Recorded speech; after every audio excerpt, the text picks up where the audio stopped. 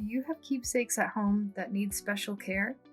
In this video series, we'll talk about museum preservation methods and how you can incorporate these principles into the home.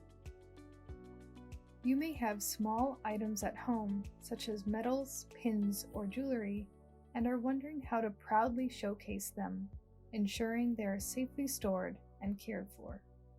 While medals, pins, and jewelry are small, they can represent big moments in a person's life. With these methods, your tiny treasures will remain bright and radiant so that they can be worn again someday or passed on to other family members in the future. Medals, pins, and jewelry can be made from many types of metals and gemstones.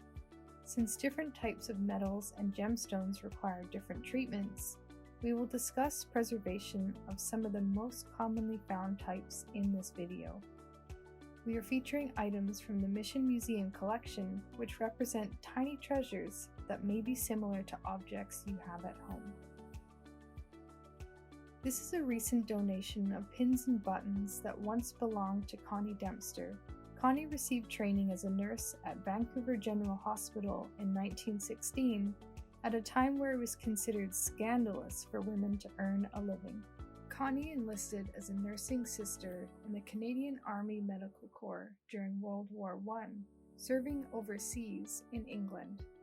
She was known for her tactful, bright, and cheerful manner, in addition to her excellent surgical skills while serving on the front lines. Upon her return to Canada in 1919, she continued formal nursing in Mission until her marriage in 1925.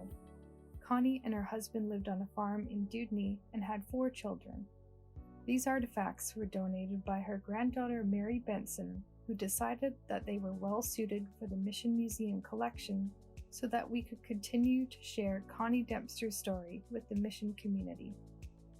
We are also featuring our British Empire Service League medal, which was awarded to P.A. Catherwood, former president of the Mission City Legion. This medal has a fabric ribbon attached to it and has its own unique preservation needs. This late Victorian era 18-karat gold ring, inlaid with pearl detailing, may be reminiscent of heirloom jewelry pieces found in your family collection. While it is important to ensure the longevity of sentimental items, you may decide to add new memories to your pieces by continuing to wear them. The procedures in this video reflect the preservation needs of the featured artifacts, but you can apply the same general principles to other precious items, such as coins, brooches, or timepieces. You will need a few inexpensive materials to secure your tiny treasures, and may have some of these items in your home already. They are polyethylene bags, which includes most types of plastic zip-top bags purchased from the supermarket. Acid-free tissue paper, which can be found at your local paper supplier or craft store. Nitrile gloves. A small acid-free cardboard box. These can be found at your local paper supplier, craft store, or hobby shop. Regular cardboard is not recommended, as they contain harmful acids which can speed up the process of deterioration in objects. A jeweler's polishing cloth. Polishing cloths are a piece of fabric impregnated with an abrasive chemical cleaning agent. They are suitable for removing light tarnish. Polishing paste or foam for medium to heavy tarnish. Polishing chemicals and cloths can be purchased through fine jewelers or hardware stores. Anti-tarnish strips, which can be purchased at a hardware store or through a fine jeweler. Distilled water, which can be purchased at your local pharmacy. Tap water is not recommended as it contains minerals which cause tarnish on metal objects. Isopropyl alcohol, cotton swabs, and a microfiber cloth. You're likely wondering what causes tarnish. Pollutants in the air cause corrosion on metal objects, which we see as a gray or yellow tarnish on the surface of the object. Heavy tarnish will appear as a dark iridescent purple or black. Keep in mind that in this video, we will only cover procedures for cleaning lightly tarnished items, as heavy tarnish can be difficult to remove without damaging the surface of the object. Please proceed with caution if you decide to treat your heavily tarnished pieces.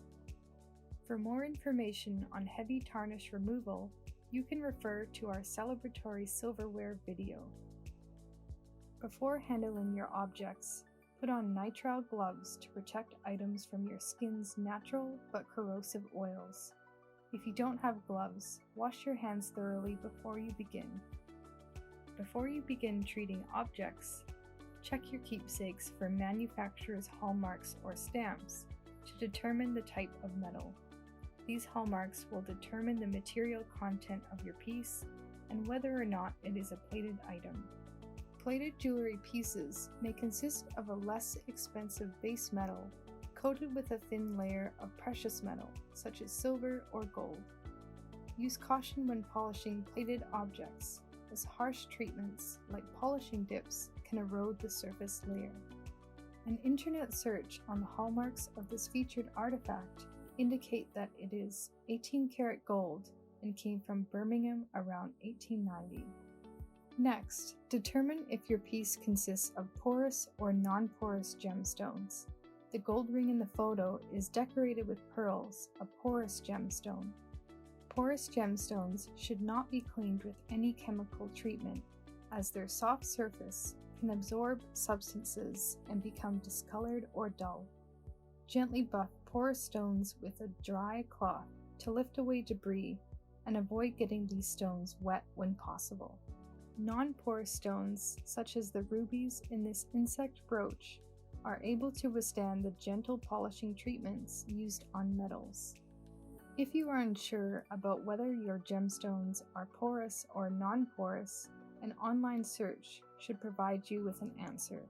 If you are unable to identify your gemstones, avoid cleaning the gem surfaces and stick to polishing the metal areas only. If your keepsake has any fabric components or porous gemstones, wrap these areas with strips of acid-free tissue or a clean, dry cloth. This will prevent discoloration of the fabric and protect porous gemstones from polishing chemicals. Lightly tarnished items only require gentle polishing. Jewelers' polishing cloths and silver foam provide a gentle treatment. Polishing cloths are the best for very light tarnish or polishing touch-ups, while the foam provides a more thorough cleaning. Liquid polishing dips are commonly used for cleaning small, detailed items. We recommend not using a polishing dip in most situations because it is a harsh and abrasive process. Certain polishing chemicals may cause undesired reactions. Before you begin cleaning items, conduct a small spot test of the cleaning product on a concealed area of the object. Using a jeweler's cloth, gently buff the surface of the metal using small circular motions. There's no need to completely remove all tarnish, as minor tarnish in decorative elements can provide a bit of visual contrast and character. These items are meant to be eye-catching. Next, rinse off the polishing residue so that polishing chemicals will not continue to react with the metal surface. Pour some distilled water into a small container and wet the tip of a dry cotton swab. Gently swab the polished areas to remove residue. If your item has fine grooves or engraving, gently remove polishing residue from the divots with a water-soaked toothpick. After rinsing your object, degrease and dewater the metal to prevent rust from forming. First, pour a small amount of the alcohol into the lid of its own container. Wet the tip of a dry cotton swab with the alcohol and gently swab the metal areas. Before storage, air dry the object for at least 10 minutes on a clean, dry cloth to ensure all moisture is evaporated. After drying your objects thoroughly, wrap your item in a piece of tissue paper large enough to fold into a couple of layers around the object. The tissue will protect your jewelry, metals, and pins from scratches to the metal and gemstone surfaces. Place your wrapped object in a zip-top bag. Place an anti-tarnish strip in bags, boxes, or cases to protect your metal items from tarnish for up to 6 months. Anti-tarnish strips can be used to prevent corrosion of numerous types of metals, including silver, copper, bronze, brass, and gold. Write each bag's contents with a pencil on a piece of acid-free cardstock or paper and place inside the bag with the label facing outwards. Place your bagged item in a box so the item won't get lost among your other belongings. Store boxes in a low humidity area, such as a cool, dry closet, away from heat sources or damp environments. Choose a secure and discreet storage location to avoid theft of your highly valuable and irreplaceable objects. Label boxes using a piece of acid-free paper and a pencil. Secure the tag to the outside of the box using cotton string for easy identification. This will help reduce handling of fragile pieces when you are searching for your items in storage. There may come a time when you would like to showcase or wear your treasures. The following tips will help you to properly care for items during use so you can continue to enjoy them. When displaying your keepsakes, place items into an enclosed case for added protection. Avoid unfinished wood cases and store away from velvet, wool, or felt fabrics, which can accelerate corrosion of metal pieces. Maintain regular gentle polishing to prevent heavy tarnish from developing. Regularly check the security of clasps or closures on the object to prevent loss while wearing items. A professional jeweler can help you to repair or replace broken pieces. Sunlight and other sources of bright light will cause fabric ribbons to fade over time. Rotate your pieces regularly in and out of storage to reduce permanent light damage. Metals, pins, and jewelry are meant to be worn for special occasions, so don't be afraid to wear your items.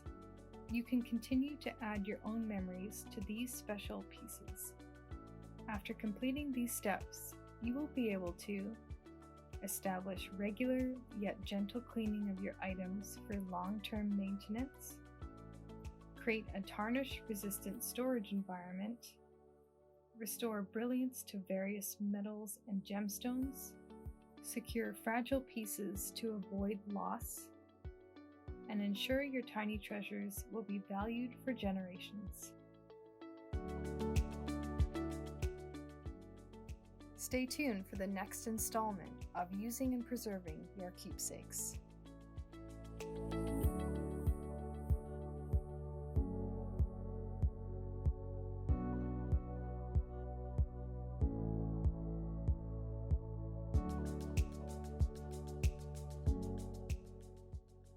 Thank you for watching.